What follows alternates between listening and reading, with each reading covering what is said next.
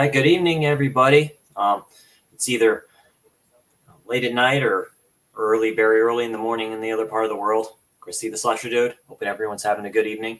Just going to get this done real quick. I was originally going to do this last week, but just going to go over what I watched in go ahead and go in what I watched in February and stuff like that. So, just got home from work. Well, been home from work for like a little bit and stuff like that. And I'm like, why not just get this done tonight and stuff like that too. So.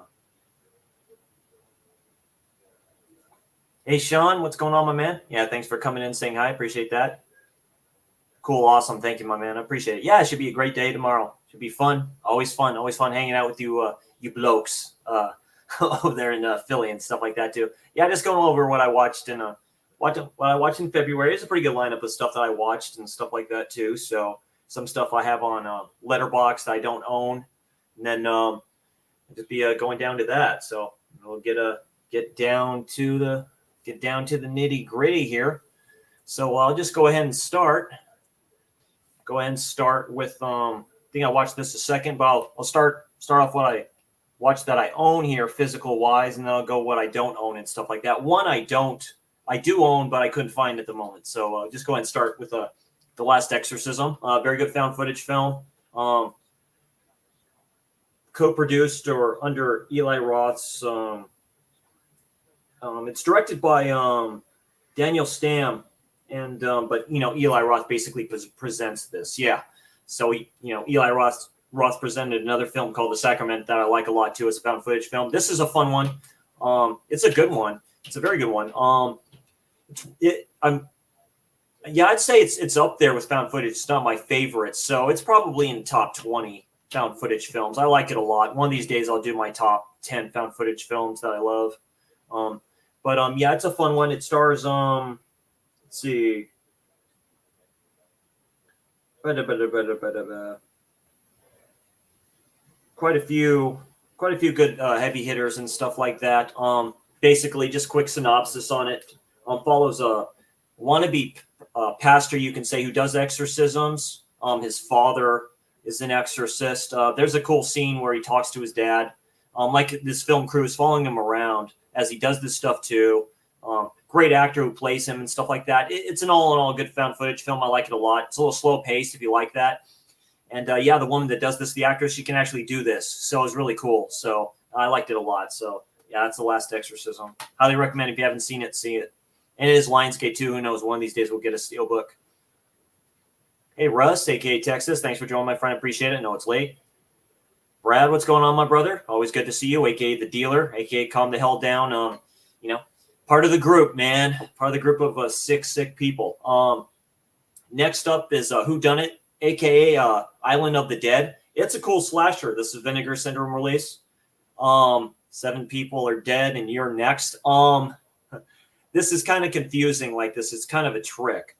So it's this killer going around. He plays this song over and over again, and basically, in the rock song, you can say, basically, like every lyric is how the person is going to die. Like, I'm going to burn you. That happens.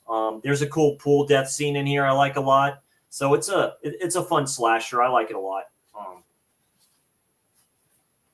Show what the inside of it looks like, or the actual artwork looks like here for this one. Or Island of Blood, basically. So, yeah, Island of Blood. so very cool. Very, very, very cool. Very cool. So I liked it a lot. It's a fun slasher for what it is. I like the ending. The ending is different, so it's a good old school slasher. But yeah, Whodunit. Next up, what I watched is this one surprised me a lot. Mario Bava's The Whip in the Body, with Christopher Lee being dubbed over for some reason. Yeah, Dali Alavi, my goodness. This is a very good one. Kino re-released this one with The Slip. Yeah, I'm not double dipping on that, but yeah, very, very cool. It's Mario Bava. It's definitely a gothic tale and stuff like that. It's a lot better than I thought it would be. But yeah, that's The Whip in the Body. Here's a better release of that out by somebody. Brad, I know you're going to love this, but yeah, Action Mutante. I fucking love this film.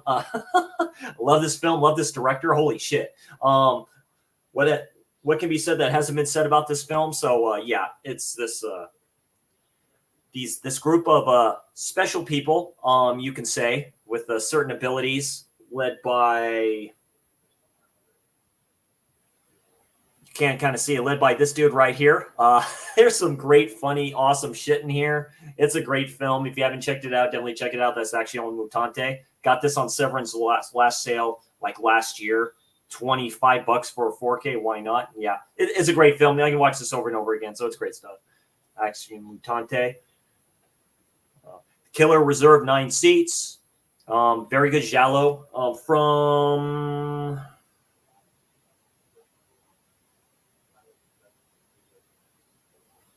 Forget the name of the director and stuff like that, but it's a little bit of a gothic tale. Basic. Yeah, there you go, Brad. Certain ability. Certain abilities, yes. Great actors, actresses, and stuff like that. Specifically, the ending. We talked about it. He drags this chick by the hair through these mountains. It's fucking hilarious. I like it. Like a lot. Basically, Killer reserved 9 seats. A bunch of these rich people go into this abandoned theater. Gothic, like horror type atmosphere. Whodunit type of a thing. There's a body count in this. I like it a lot. Yeah, the Killer reserves 9 seats. It's highly up there as a giallo. I really like it a lot. I like giallos I like gothic type films, old school gothic type films. It seems I've really liked that genre of them and stuff like that. But this is a good giallo. It's part of the, kind of can't see over there, but part of the black and yellow giallo essential set, which is worth checking out. But yeah, that's the Killer reserve 9 seats.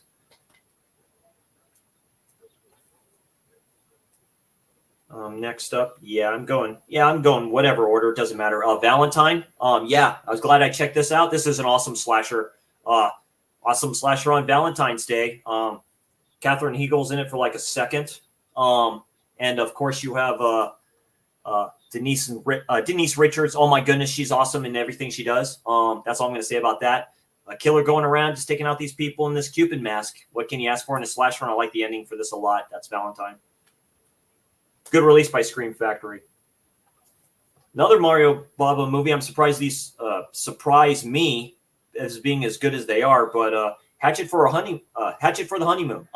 Yeah, this is a serial killer. He kills the models in his mansion and stuff like that. Yeah, they're getting ready to get married, and yeah, he takes them out. Spoiler, and puts them in this furnace in his where he raises his plants at. I forget what the kind of furnace is used for. He kind of like burns the leaves. It helps with the soil. And he puts them in there, puts them in this furnace. It's a great film. I like the ending. Again, mommy issues. You got to love a film with mommy issues with a serial killer. Love it a lot. But yeah, that's Hatchet for the Honeymoon. This is Redemption. This was released through Kino. I'd get a 4K for this. Personally, I'd get all 4Ks of Mario Bava's films. They've always impressed me. But yeah, that's Hatchet for the Honeymoon.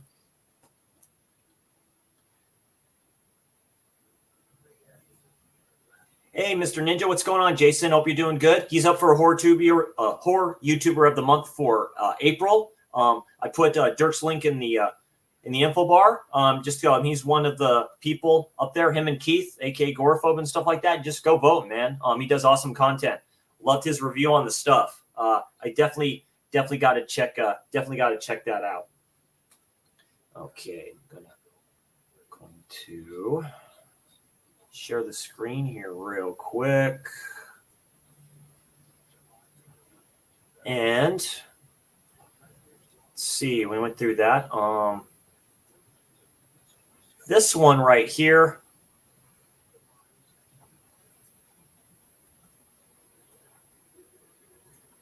I was definitely impressed with. Basically, this is on Shudder. Dario Argento, Panico, I believe, or Paniso. It's basically a docu-series where they talk to him about his films. Not all the films, but it's a good interview with him. They talk to the actress in opera. That's a very interesting interview. I suggest everyone check this out. Very interesting. She gets emotional in that when she's asked a question. She literally walks through the opera house where the film was filmed at. Very great docu-series on Dario Argento. It's too bad Lucio Fulci isn't around anymore. I'd love to see docu-series on him if anybody has done a good one about it. But yeah, it's a very cool docu-series. Definitely definitely check this out if you're a Dario Argento fan, Giallo fan, like I am, and stuff like that. They talk to his daughters and his ex-wife. So very interesting. And let's see. Oh yes, this one. So Brad, this is the film I was talking about. So it's a little bit 85. So Confessions of a Serial Killer. After being arrested, a Texas man begins confessing to the brutal murder of over 200 women. He recounts his random selection of victims and his traveling companions, his friend and friend's sister. But the police can't be sure whether to believe him or not until he locates the body and shows them some Polaroids based on the true story of Henry Lee Lucas. This was released in like 85, so right before Henry Portrait of a Serial Killer. I love both those films. This one's a little bit more disturbing. Don't let the picture here fool you. Don't let that fool you. I mean, it's a grindhouse type of film.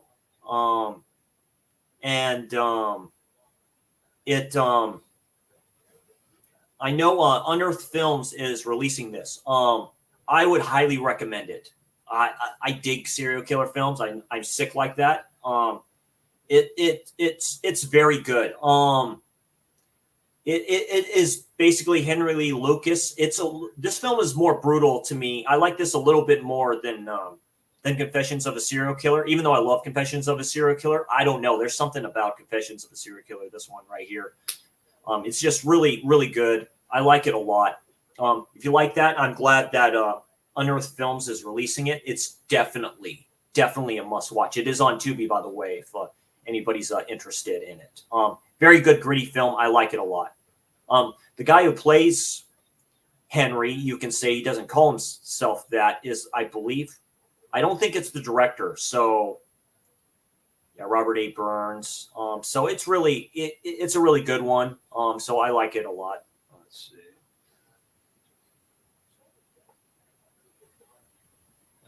Okay. This one right here, I do have it. I just wasn't able to find it. Found Footage 3D. This is a fun found footage film. Basically, these filmmakers wanted to do a film in found footage film in 3D. This release did come with 2 3D glasses, so as an excuse to get those. So I was highly impressed. And then shit just goes awry. It's like a haunted house and stuff like that too. I like it. It's a fun one. I think they made a second one too. But yeah, Found Footage 3D. Slasher Dude likes this found footage film. The ending was pretty damn good too. I liked it a lot. Then this one, the Stendhal Syndrome. This might be Dario's best. This might be Dario's best 90s giallo film, in my opinion. Asia Argento. This might be her best role in this part. I like the Stendhal Syndrome a lot. I believe it did have a physical release. I think it's out of print right now. Yeah. It's basically she's a FBI agent or something like that. I know she's a police officer. The film starts out really weird. It's just it just starts out weird. She's in Rome, I think, just walking around. It looks like she lost her memory, tracking down this serial killer who kills women. He finds her and stuff like that. He finds her, captures her, does some very bad stuff to her, and she loses her memory. I think it is. It's a good psychological thriller giallo. I like this film a lot, more than I thought I did. Another serial killer film. What can I say? It's definitely a fun one. That's the Stendhal Syndrome. But like I said, I think this is Dario's best, one of his best 90s films. So I mean, yeah, it's way up there for me. All right, we're up to what I'm at there. Okay, so I'm basically up for that. Okay, we'll start, of course, with another banger from the same director, The Day of the Beast. Wow. Damn. So basically, story about a shady priest. I wouldn't call him a shady priest, but he's willing to do anything to stop the apocalypse. anything to stop the apocalypse. A fucking hilariously great scene where he's talking to his fellow priest, and a giant fucking cross lands on his ass. It's a it's a fun film. It's definitely a fun film. There's I and yeah, he does nothing by hook or by crook. He goes to a dude that's in a car accident and he has to be blessed before he dies. And I think he tells him he's going to go to hell and all this other stuff, smoking cigarettes. It's a fucking all the time. Yeah. Alex de la Iglesia. This is definitely highly, highly rewatchable. I love the Day of the Beast. I'm sure everyone here has seen Day of the Beast. It's a fucking blast, specifically the ending and like more towards the middle there. He finds this, metalhead demonic dude and this he asks him, I'm sorry I can ramble on a little bit, but he asks him for like, I need some like a dark album or something like that. He goes, well, about this, plays a tape. It's fucking great, plays a cassette, fucking awesome. But yeah, that's Day of the Beast. Highly recommend Day of the Beast. Next up, this one surprised me. The Perfume of a Lady in Black. So think Rosemary's Baby a little bit. That's all I can say. I know yes, it is. Yes, it is. It is a Christmas movie. Yes, it is done during Christmas. That's right. There's a lot of songs and stuff like that too. What can you ask for on Christmas? But a big, huge goat demon type of thing. This one, it's a thriller, giallo type of a thing. It might be Mimsy Farmer's best role. This is a good release by Railroad Video. I remember I watched this late initially, so I was dozing off, so I paused it, and then I rewatched it the following morning and stuff like that. Darren really likes this film. We're going to be talking about this film soon. Four films of Mimsy Farmer. This is one of them. I like the ending for this. It's a trip. The ending for this is a trip. If anybody hasn't seen this, I suggest checking it out. That's Perfume of Lady in Black, Mimsy Farmer. Underrated giallo queen. So she's up there for me. I like her a lot. She's just kind of nutty with a lot of stuff that she does. But she plays that part pretty good. So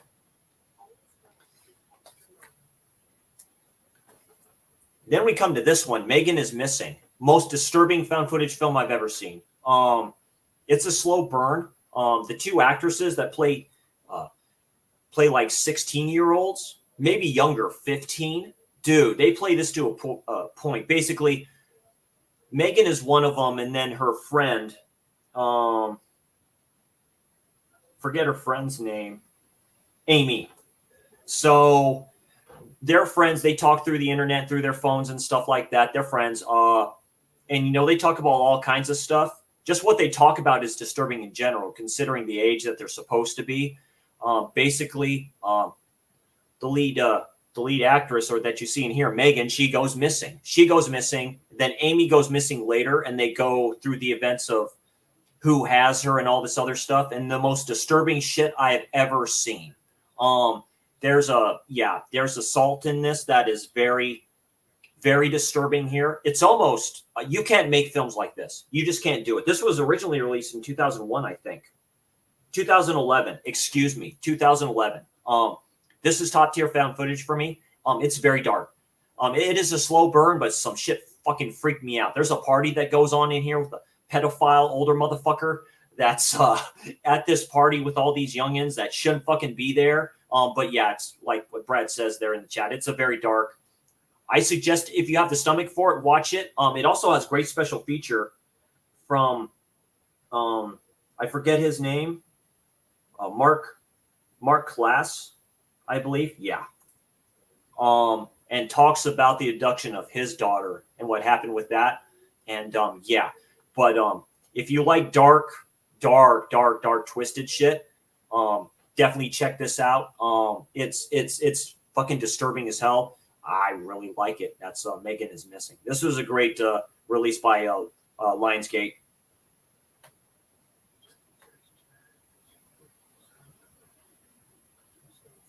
Yeah, definitely.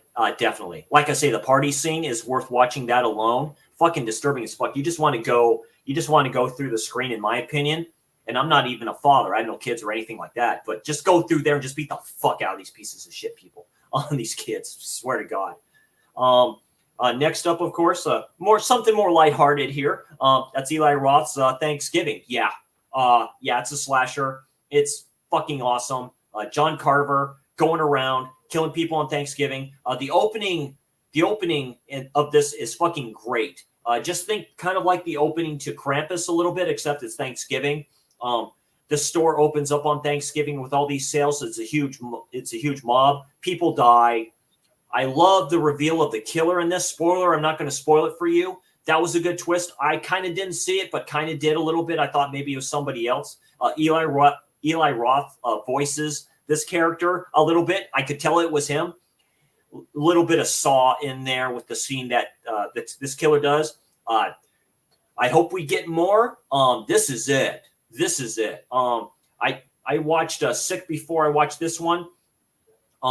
So if Sick is a 1A for my slasher of the year for 2023, this is a number 1B. Thanksgiving is a banger. Fucking awesome slasher. That is Thanksgiving.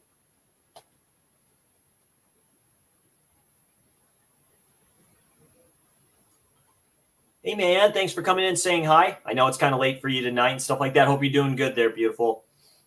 Thanks for coming in and just looking at my really twisted, fucked up shit that I watched in the month of February. Am I desensitized? Probably. I'm probably desensitized enough. So kind of going at fast pace here, but that's all good. I know it's late. Sean has talked about this. Cinephile Sanity has talked about this. Finally checked it out for my Terror Tuesday and stuff like that. I put up a poll, I believe it was, and this was number 1 to vote on. That's Night of the Demons. This is an essential Halloween film.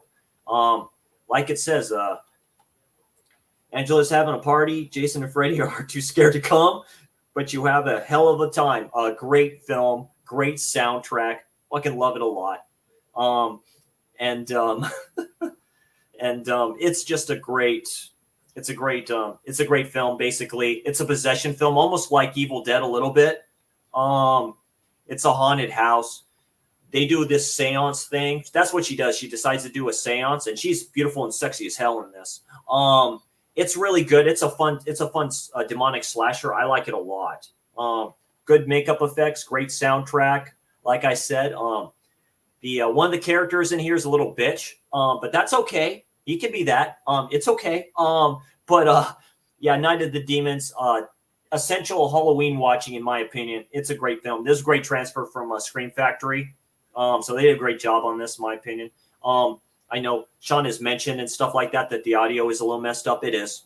There's kind of like a ticking sound or something like that in it too. But that's okay. It's a great film. That's Night of the Demons. This deck is getting bigger. Yeah, true. Yeah, because we're all community here, so we all like the messed up stuff. We won't get no Academy Awards. I mean, shit. Shows how hypocritical. Little rant about that, how the Academy is. That Sound of Freedom didn't get like no nominations for nothing because they're fucking scared of the film. So whatever. That's fine. That's fine. They don't like to talk about shit like that, do they? So, this one, everyone's told me, yeah, get it, watch it, and I did. What Have You Done to Solange? I believe I said that right, Solange. So this has an all-star cast with Camille Keaton. Same Camille Keaton. I think this was her first one. Then she did I Spit on Your Grave. So this is top tier Giallo for me. It has an all-star cast too. Killer Pizza, what's up, my brother? How you doing, my man? Go and follow his channel. He does great stuff too. Pro wrestler too, man. Love the basketball shooting the hoops there from the ring. Great stuff, my friend. He does great content and stuff like that too. Great to see him in here. But What Have You Done to Solange? So all-star cast here. So has Christina Galbo in there too. God, I forget his name. Also, the score is very good by Ennio Morricone. So basically, this teacher is making out with one of his students on this boat. She witnesses a murder, supposedly. He helps her out and stuff like that. Yeah, some shady shit going on in here and stuff like that. There's a scene in here where they use the excuse where he didn't have sex with her because she's a virgin. I find that hard to believe. But this is an awesome film, awesome ending. I like it a lot. What have you done to Solange? It's very good. This is a good cover kind of for this one and stuff like that. This is a great release from Arrow.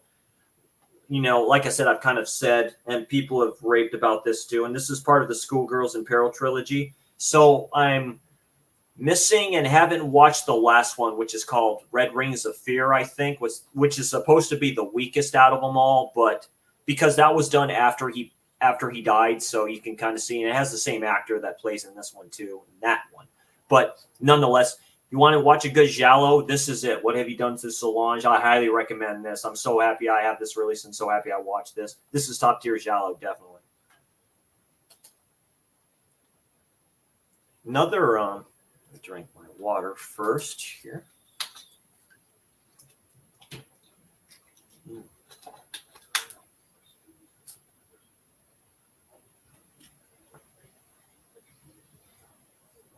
A movie called Trust, very similar to Megan's Missing. Yeah, I'll see if that's on Tubi or if I can get a physical release of that.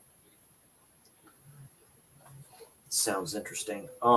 This one, I have the Arrow Arte edition and stuff that they released last year. That was one of my releases of the year. I've had this one for a while, so I decided to check this one out. That's, of course, Mario Bava's masterpiece of a giallo, Blood and Black Lace. This, to me, is the first giallo. I recently watched The Girl Who Knew Too Much. That is, you can call that kind of the first true giallo and stuff like that. This is his first best giallo, in my opinion. I'm not going to... I just like it's I've watched this multiple times. It still holds up. It's a great score. Killer going around taking out these models and stuff like that too. I like all the characters in this one a lot. I like the ending to it. This is very Hitchcockian. Of course it was. I've said it before. Mario Bava was a huge fan of Hitchcock, and I know they had to have talked once or twice and stuff like that, but this is a pretty good release from MVD Visual, aka VCI and stuff like that. I got this one off of Orbit a long time ago, so definitely. But yeah, if you haven't seen this, check it out. I think it's still on Amazon Prime too. If you haven't, check it out. It holds up. That's Blood and Black Lace. I'll rec that film to anybody.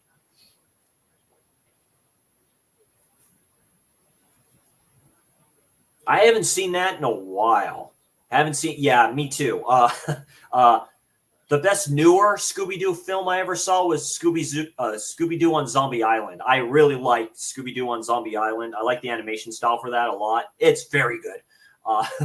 It's very, very good because they're actual creatures, I believe. So.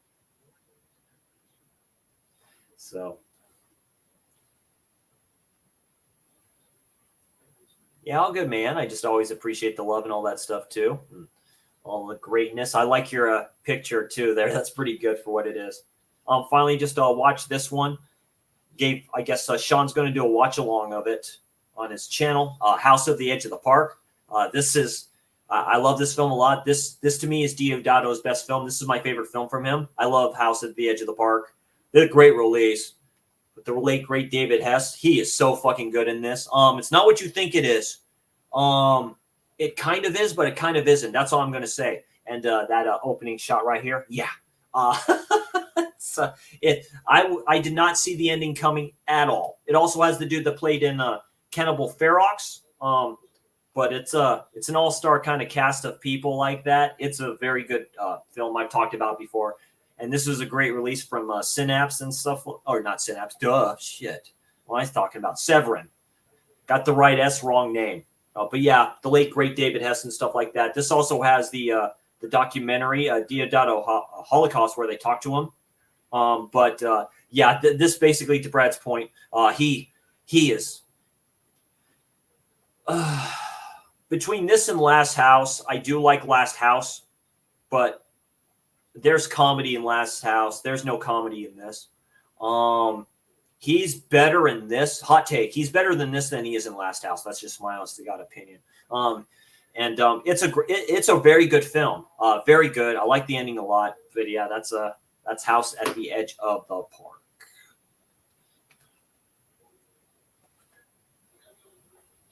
Yeah, yeah, Brent. Definitely a good one. It's a great Servant Salute. It's one of the better ones that they did. Okay.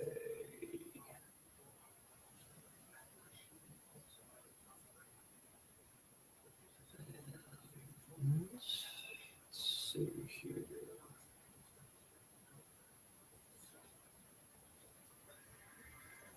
And this one, yeah, Black Sunday, 1960, directed by, of course, the legendary great Mario Bava. Yeah, great gothic tale, witch tale, almost a vampire type of a tale. It's a great all timer from Mario Bava. I think I gave this. It's definitely a 9 out of 10 film if you like gothic films from the '60s. Black and white, probably the greatest black and white films ever done, in my opinion. It looks gorgeous in black and white.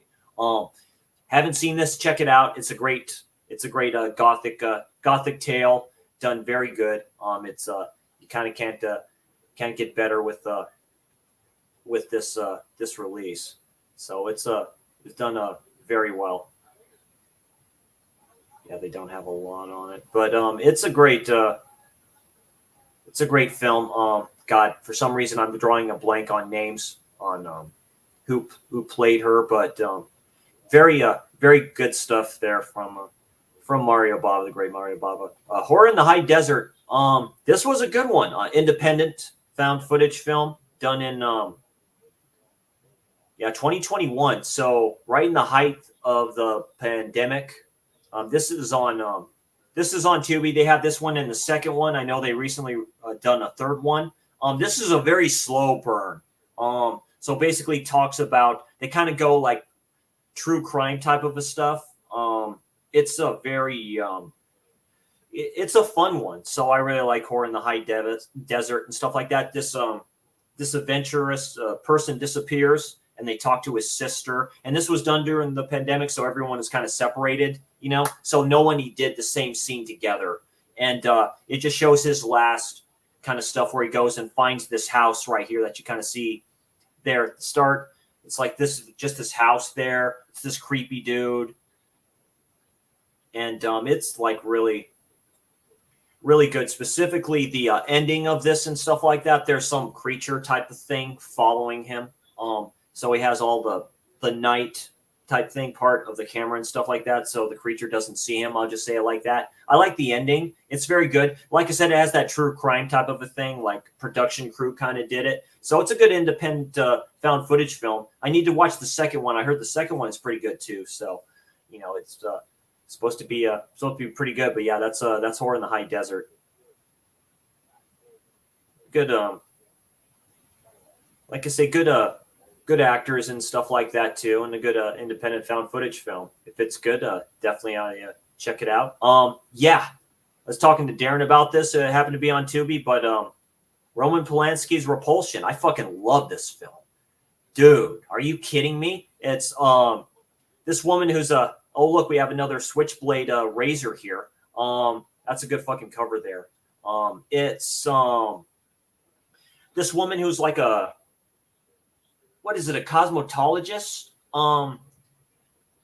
and very pretty, and she lives with her sister in this apartment villa type of place, and she has a boyfriend and stuff like that, and she's very shy, you can say, and doesn't really talk to anybody and stuff like that.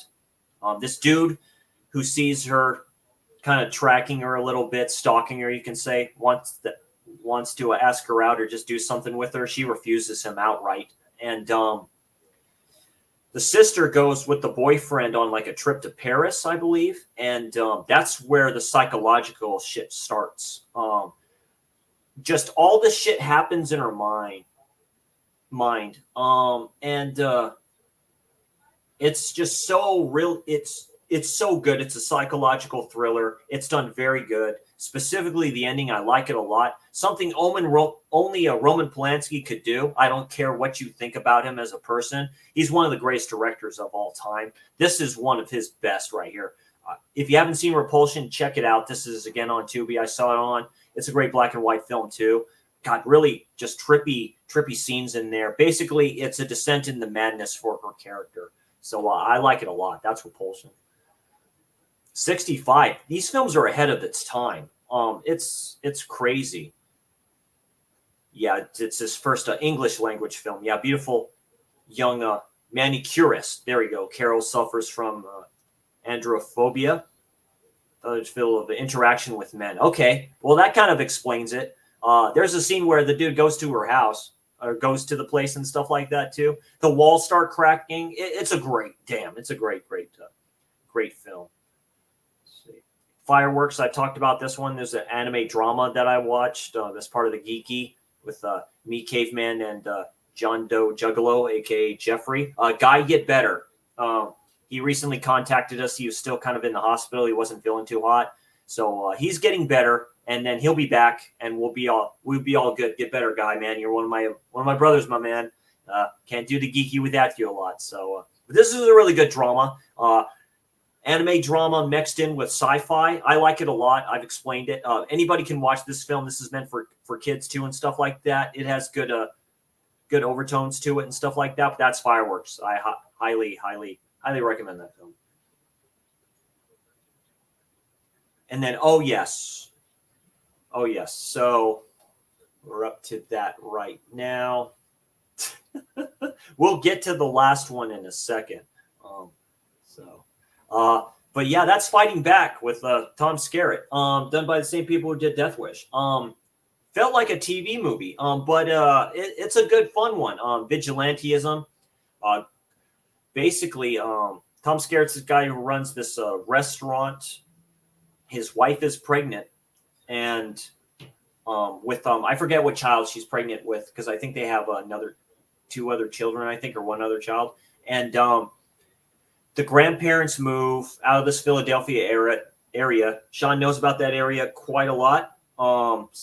Next to kind of a park, a lot of drug use and stuff like that. Is that people mentioning like what it's kind of come to and stuff like that? They show footage of like the Kennedy assassinations, a news report saying ever since the Kennedy assassination, violence has gone up in the country. A lot of stuff is happening. They showed when the Pope got shot. Before they put the plexiglass on the Pope mobile, when Reagan got shot, all this other stuff too. So basically, they're coming from somewhere, and this pimp is beating up on one of his ladies, like badly. They say something about that, stop doing it. She gets pissed off. He gets pissed off. Everyone gets pissed off and stuff like that, and throws something at the pimp and stuff like that. He gets in his car, and they chase him. They crash into this housing type area and stuff like that too. And then the wife is like really hurt and stuff like that, ends up going to the hospital. Then there's a scene in this grocery store, you can say, where these people get robbed. And basically, Skerritt's character has had enough of it. And he just goes to vigilantism and stuff like that. It's a really good, gritty film. I like it a lot. Definitely, if you can still get this release, get it. Find it somewhere to stream. But yeah, that's Fighting Back, Tom Skerritt. You'd probably like this, Brad, if you haven't seen it already. And let's see here.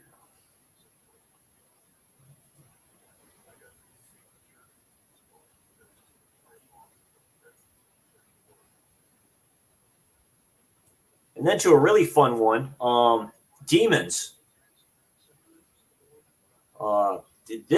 This one, so this is the first Umberto Bava film I've seen. Yeah, this is way up there for me. I really like Demons. This is a fun film. It's this movie theater that this person in this mask, this metal like half mask, is had. The opening scene is really trippy. It's like she's just on this great soundtrack, by the way. God, legendary metal groups doing the soundtrack for this. And he gives her this. This dude's kind of stalking her. You think gives her this pamphlet for this event for this movie. I forget the name of the film that's being played at this movie theater. Fucking great for slasher fans. This is a number one to watch. And all these people come to this theater. The dubbing for this is hilarious. It's a great. Go to this cool theater. You see posters for Four Flies. You see a poster for Nosferatu with Klaus Kinski.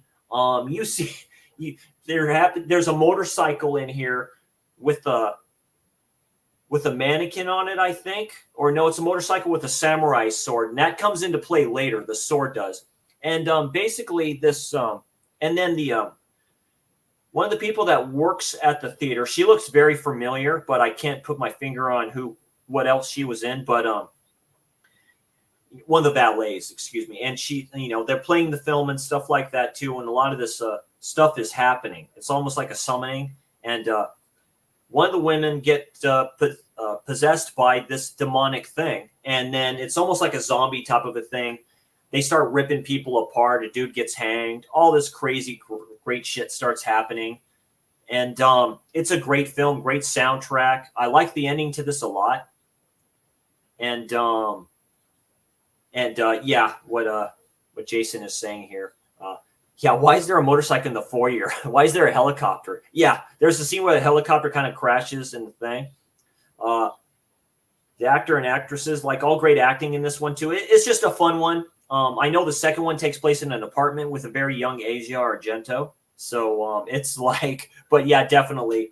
Brad kind of says it right. All good questions. It's like, why not? So this is, like I said, this is the first Umberto Bava film I've seen. This probably is his best.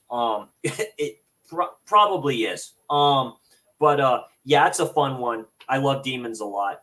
I'm saving up to get that double set from Synapse because they have the 1 and 2 as part of that and stuff like that. But yeah, I love Demons. Great soundtrack, and I like the ending to it a lot too. It leaves a lot of stuff open.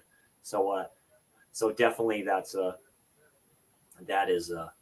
Demons by the great Umberto. Yeah. A group of people are trapped in a West Berlin. Excuse me. Okay, so West Berlin movie theater infested with ravenous demons who proceed to kill and possess the humans one by one, thereby multiplying their numbers. It's a very good. It's a very good horror film for that time. So I highly recommend it. Yeah, that's right. It's The Mask. So one of the dudes, ladies, puts on the masks that has a thing that pricks the blood or whatever that is, because it's all part of the movie that they're watching. So yeah, that's all I kind of say about it. And last but not least, we got to save the best for last. We have to. I tried to do a found footage Friday on this film. I tried to. So here you go. So I want to know the chat's thoughts on this this found footage like film, Skinamarink. So what did you all think of it, if anybody has seen it?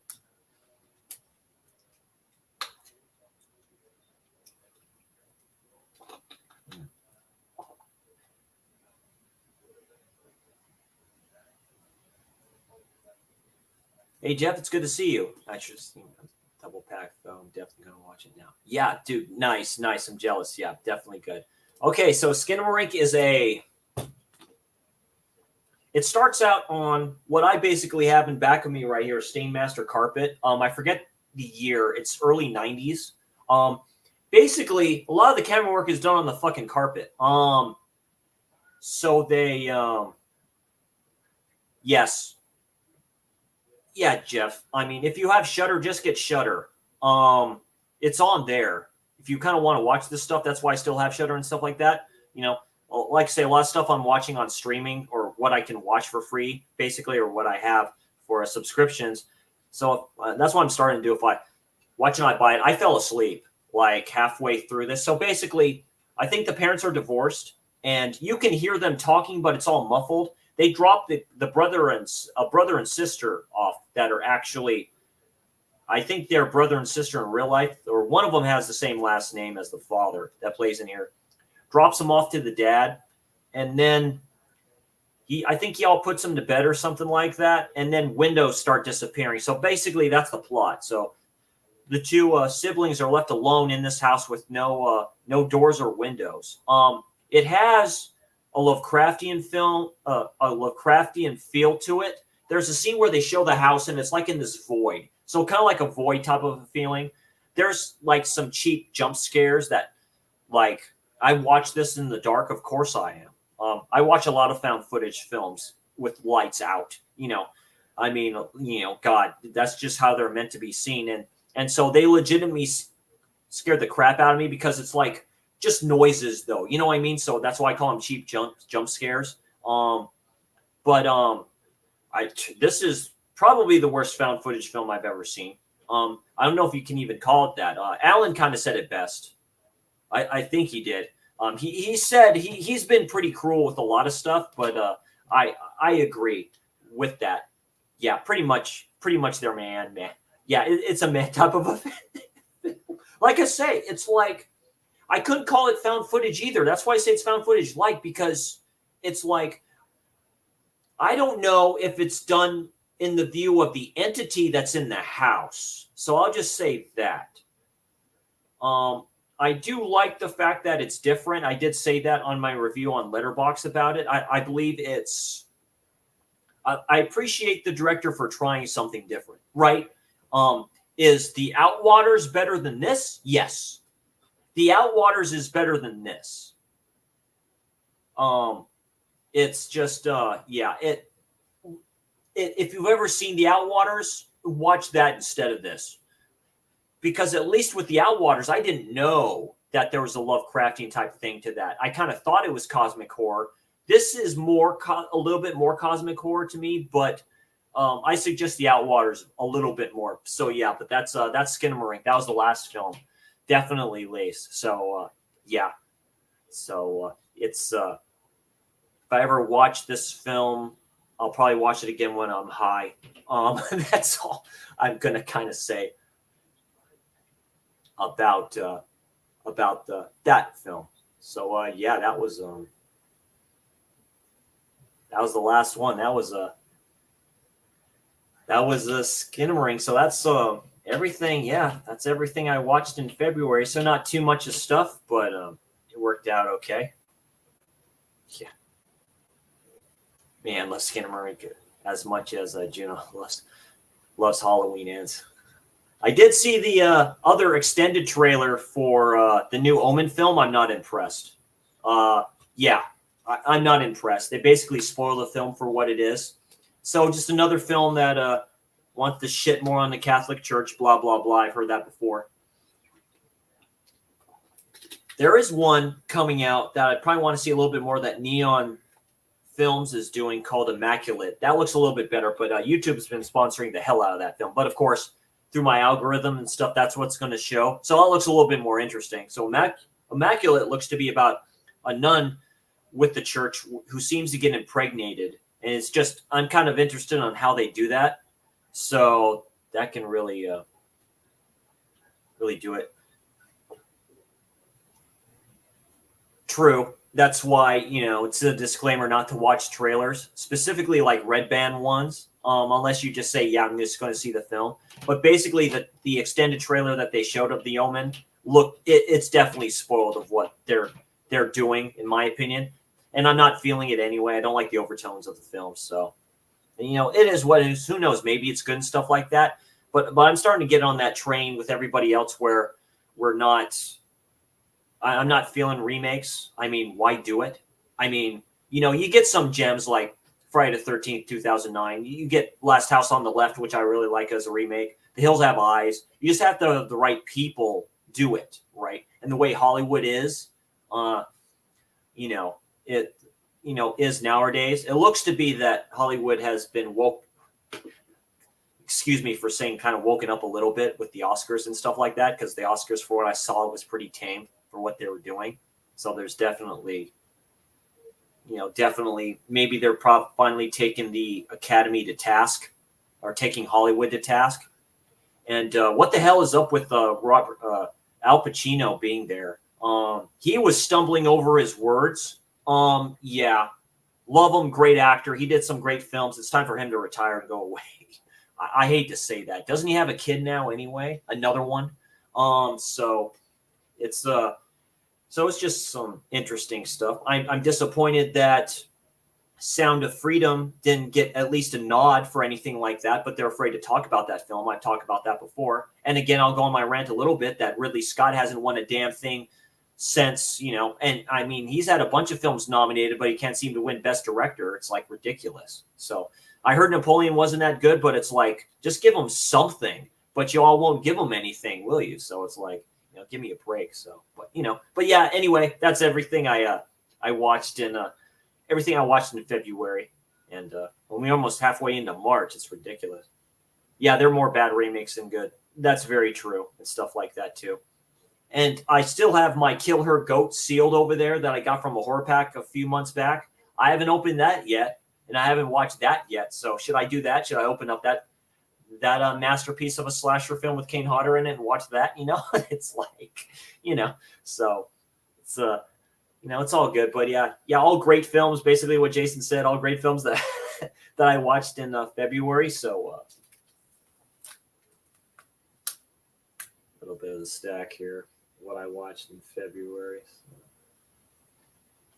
So put that in there. Of course, these last two bad boys here. So anyway, thanks for joining me tonight, everybody. Got a good 7 people in here. Like I said, I know it's late, but thank you for watching my quick stream tonight. I'm gonna cook up some food, eat, and maybe watch something, and then get some sleep, and then be up for some great stuff tomorrow. Expect my Giallo spotlight tomorrow coming up, and be very good. Oh, I'll show those off real quick. So I got Sean and Keith on for my something freaky in my collection. So this is what I'm currently going to watch.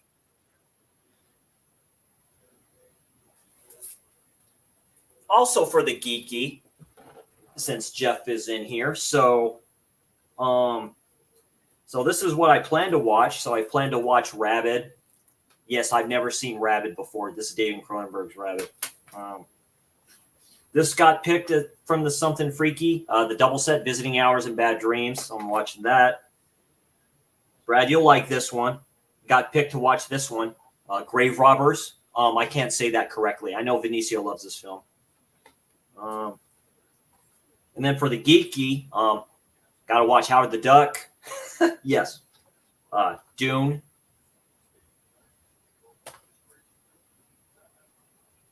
And this one for all the nerdy anime fans out there, the Slayers Revolution are.